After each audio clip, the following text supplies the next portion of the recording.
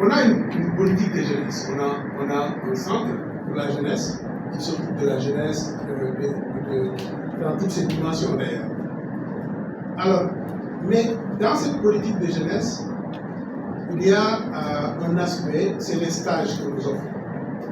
Par exemple, chaque année, on prend quelques, je pense que c'est souvent à peu près autour de 150 à 200 jeunes diplômés, sans expérience.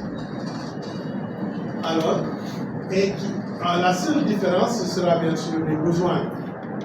Le seul critère, c'est les besoins de la CEDEAO et bien sûr aussi la lettre de motivation qu'on va lire pour voir un peu les profils. Et donc, chaque année, on a ces ruptures-là. C'est des stagiaires qui sont payés, qui sont dispatchés dans les différentes institutions. Par exemple, cette année, j'ai reçu 2 jeunes béninois qui sont avec moi. Et bon, on n'a pas besoin d'expérience pour commencer à travailler. C'est ce que nous voulons démontrer. Nous voulons démontrer qu'un diplômé, on peut l'accompagner et pour qu'il se forme et les capacités.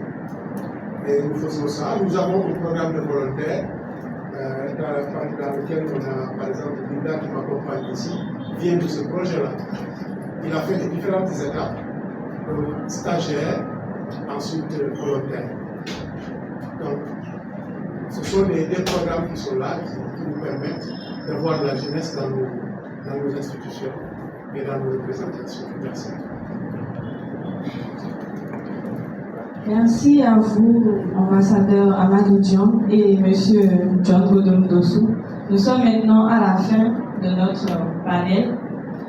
Nous allons vous remercier pour votre présence et votre engagement envers nous. Ce panel a été très enrichissant et nous sommes vraiment reconnaissants pour votre présence. Merci.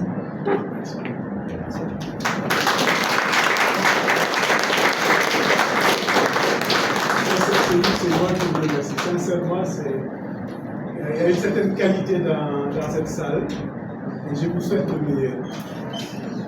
Merci, monsieur l'ambassadeur. Prof, merci.